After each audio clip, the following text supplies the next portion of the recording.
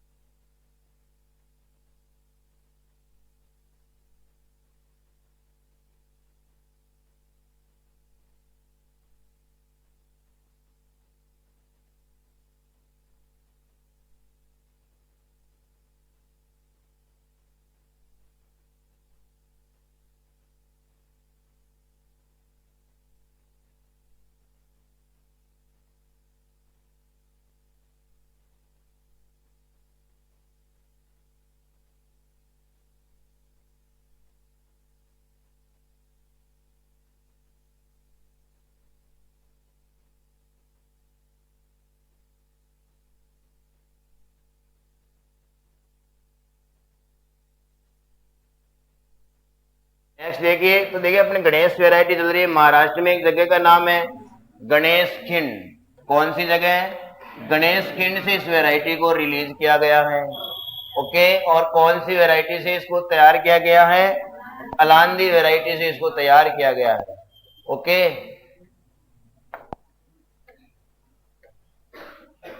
Next Jodhpur red, Jodhpur की किस्म है। ओके, जोधपुर रेड राजस्थान के लिए उपयुक्त किस्म है और सूखा सहनशील किस्म है, लेकिन इसमें एक प्रॉब्लम है कि इसमें फल फटने की क्या पाई जाती है, समस्या पाई जाती है। इसमें फ्रूट क्रैकिंग की प्रॉब्लम है, यानी कि फल ज्यादा फटते हैं। तो मैंने आपको बताया था कि देखिए बहुत सारी हमारी फसलें हैं जिनमें फल फटने की समस्या पाई जाती है, जैसे अनार है, अनार का ध्यान रखिएगा, बेल है, आंवला है, आंवला, टमाटर, तरबूज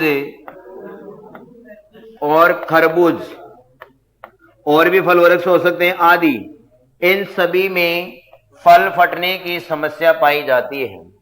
पहली बात तो ये ध्यान रखना है कि फल फटते क्यों हैं। तो फल फटने का जो मेन कारण है वो है बोरोन की डेफिशिएंसी, कि अगर खेत में बोरोन की कमी आ गई तो फल फटेंगे। एक कारण तो हमारा ये हो गया कि बोरोन की डेफिशिएंसी से फल फटते हैं, और दूसरा रीजन भी मैंने बताया था कि कैल्शियम की कमी, क्योंकि अगर कैल्शियम की कमी है तो भी फल फटेंगे। क्यों, क्योंकि कैल्शियम की डेफिशिएंसी से फल अपनी कोशिका भित्ति को डेवलप नहीं कर पाएंगे। तो कोशिका भित्ति बनाने के लिए फल वृक्षों को, जो भी हमारी सब्जियां हैं, जो भी हमारी फसलें हैं, उन्हें कैल्शियम की रिक्वायरमेंट होगी, पे ध्यान रख लेगा। ओके, तो कैल्शियम की कमी और बोरोन की कमी से फल फटते हैं। फिर अपनी बात हुई थी कि ये जो फल हैं वो सबसे ज्यादा कहां फटते हैं, ऐसे क्षेत्र जहां पर शुष्क क्षेत्र है। शुष्क क्षेत्रों में सबसे ज्यादा फल फटने की समस्या पाई जाती है, ये भी ध्यान रखना। जितने भी हमारे ड्राई एरिया, जो ड्राई रीजन है, या जो जहां पर ड्राई क्लाइमेट होती है, वहां पर फल फटने की समस्या ज्यादा पाई जाती है। और सबसे ज्यादा फल फटने की प्रॉब्लम अनार में ही है। ओके, अनार में फल फट जाते हैं, बेल में, आंवला में, टमाटर में, खरबूज में और तरबूज में, इन सभी में फल फटने की समस्या पाई जाती है।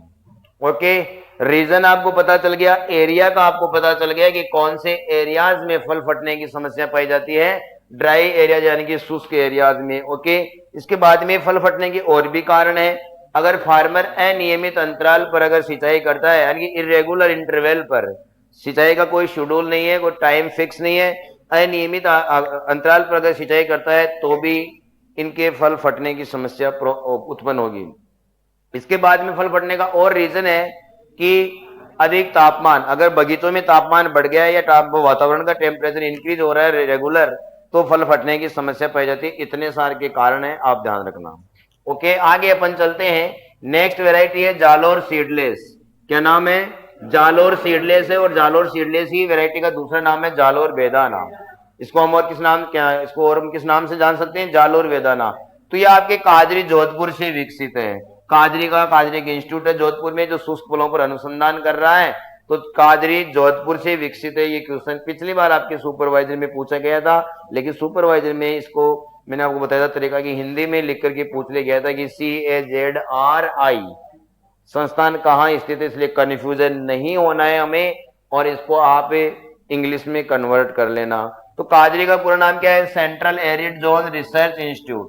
Central arid zone research institute ये आपके जोधपुर में है, जिसकी स्थापना 1959 में की गई थी। 1959 में काजरी को जोधपुर में स्थापित किया गया है। तो देखिए, काजरी से संबंधित एक और हमारा इंस्टीट्यूट है आपके जोधपुर में ही, आफरी।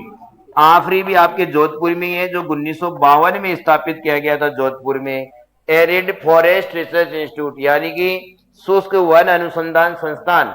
शुष्क वनों पर अगर अनुसंधान हो रहा है तो वो आपके जोधपुर में हो रहा है, और जोधपुर में स्थित है। इसकी स्थापना 1952 में हुई थी। अगर आपसे ऐसे पूछ ले भाई क्वेश्चन, ध्यान रखिएगा, FRI यानी कि फॉरेस्ट रिसर्च इंस्टीट्यूट, वन अनुसंधान संस्थान, तो वन अनुसंधान संस्थान तो आपका देहरादून उत्तराखंड में है, लेकिन काजरी और आफरी हमारे दोनों ही जोधपुर जिले में स्थित है। ध्यान रखना, आफरी को 1952 में स्थापित किया गया है, और काजरी को 1900, कोई बात नहीं, देख लेना, ये 1952 ही आएगा। इसके बाद में ये सूखा सहनशील है, और ये सारे मर्दों के लिए उपयुक्त है। कौन सी वेरायटी? जालोर वेदाना, जालोर सीडलेस। अगर देखिए डेट में अगर मिस्टेक है तो चेक कर लेंगे इसको, है ना। अगर डेट में मिस्टेक है तो देख लेंगे, कोई दिक्कत वाली बात नहीं है। वेरी वेरी इंपॉर्टेंट हमारी एक वेरायटी आई है मृदुला। कौन सी आई है? मृदुला आई है। तो देखिए बेटा, मृदुला का क्रॉस ध्यान रखना बड़ा इंपॉर्टेंट है। गणेश इंटू गुल ए साई के संकरण से विकसित की गई है।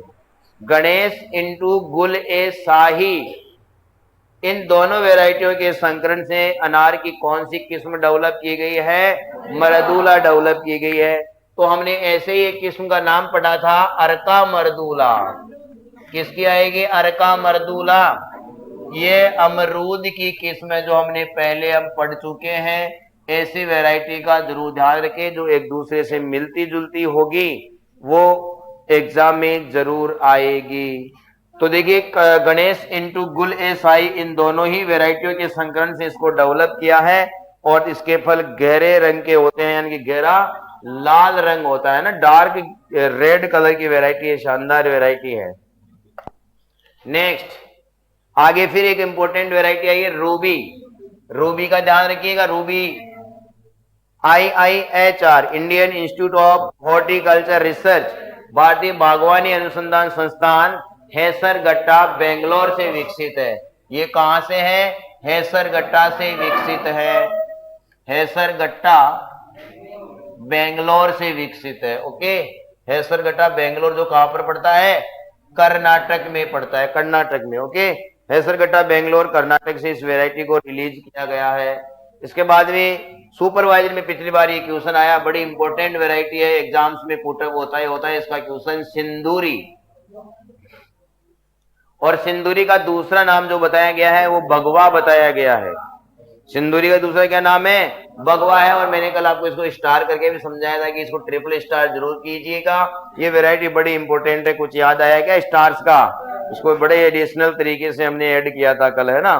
तो ध्यान रखिएगा, ये बगवा वेराइटी है। अधिक उत्पादन क्षमता होती है इसकी, इसका अधिक भंडारण होता है, इसकी भंडारण क्षमता भी काफी ज्यादा है कि लंबे समय तक आप इसको स्टोरेज कर सकते हो, और एक्सपोर्ट के लिए भी बढ़िया है कि इसे हम बाहर भेज सकते हैं, निर्यात के लिए उपयुक्त वैरायटी है। और ये फचेती किस्म है, और ये महाराष्ट्र में प्रचलित किस्म है। अब देखिए, जो कल एब्सेंट थे उनके इस बगवा वैरायटी से संबंधित कुछ पॉइंट्स छूट गए हैं, है ना। कल बहुत बढ़िया तरीके से इसके बारे में बताया गया था, अब वो आज नहीं बताएंगे क्योंकि आज क्लासें हमारी रिकॉर्ड हो रही हैं। कुछ भी नहीं था ऐसा। ओके, आगे अपन चलते हैं, यही था। आगे हमारे नेक्स्ट वैरायटी आती है कंधारी या कांधारी कह दो, या तो कंधारी कह दो या कांधारी कह दो। ये विदेशी किस्म है। कैसी किस्म है बेटा? विदेशी किस्म है, और इसमें फल फटने की समस्या पाई जाती है। इसमें क्या होते हैं? फल फटते हैं। अब ऐ तो हो गए, आंत खराब हो गई इसकी। फल फाटते नहीं, फटते हैं। तो इसमें भी फ्रूट क्रैकिंग की प्रॉब्लम पाई जाती है। ओके, नेक्स्ट देखिए अरक्ता। अरक्ता प्रोसेसिंग के लिए उपयुक्त किस्म है। ओके, नेक्स्ट है अमली दाना। अमली दाना का भी थोड़ा ध्यान रखिएगा, गणेश इंटू नन्ना के क्रॉस से तैयार की गई है।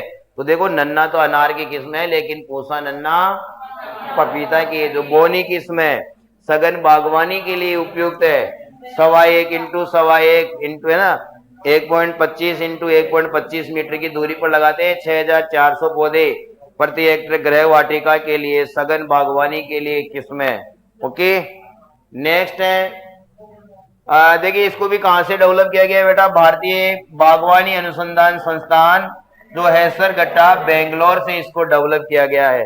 यानी कि अमली दाना वेराइटी को गणेश इंटू नन्ना के संकरण से IIHR बेंगलोर से विकसित किया गया है। यानी कि ये संकर किस्म है। और देखिए HDP यानी कि high density of planting. HDP का मतलब क्या होता है बेटा? High density of A planting. भाई अगर पौधे बहुत ज्यादा सघन लगाने हो, बहुत ज्यादा पास पास में लगाने हो, तो अमली दाना के पौधे लगाने चाहिए। ठीक है, सघन बागवानी के लिए छोटी किस्म है। तो बहुत ज्यादा बगीचा अगर आपको सघन लगाना है, उत्पादन बढ़ाना है, तो अमली दाना के लेकर के आना है, ध्यान रखना। नेक्स्ट है ढोलका। एक ढोलका आई थी, ये ढोलक वेराइटी है। ढोलक जानते हो ना? अभी थोड़े दिनों पहले अपन तेजा जी के बजा रहे थे, यूज कर रहे थे ना। अब वो सीजन निकल गया, तेजा दशमी निकल गई ना। तो देखिए ढोलका वेराइटी है, जो गुजरात की बड़ी फेमस किस्म है, ध्यान रखिएगा। गुजरात के किसान सबसे ज्यादा अगर किसी वेराइटी को महत्व देते हैं तो वो ढोलका किस्म को देते हैं, ध्यान रखना। तो ध्यान रखिएगा, बड़ी इंपॉर्टेंट किस्म है, ये भी वेरी इंपॉर्टेंट किस्म होगी।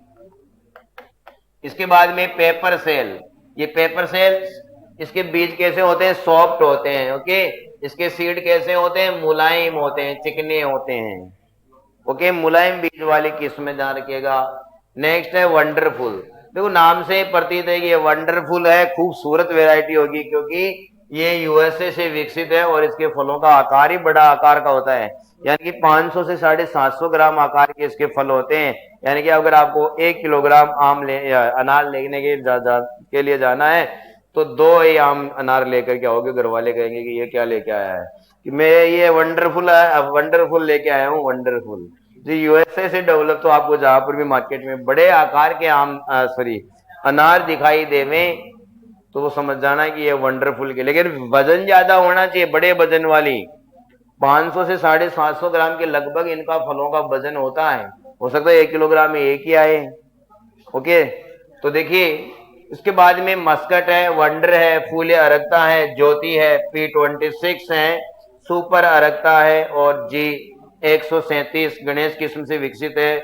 और ये क्लोलन सिलेक्शन वेराइटी, यानी कि किसी कौन सी वेराइटी से तैयार है? गणेश के क्लोन से इसको तैयार किया गया है। तो ध्यान रखना, ये अनार की क्या हो गई? हमारी कंप्लीट वेराइटियां हो चुकी है।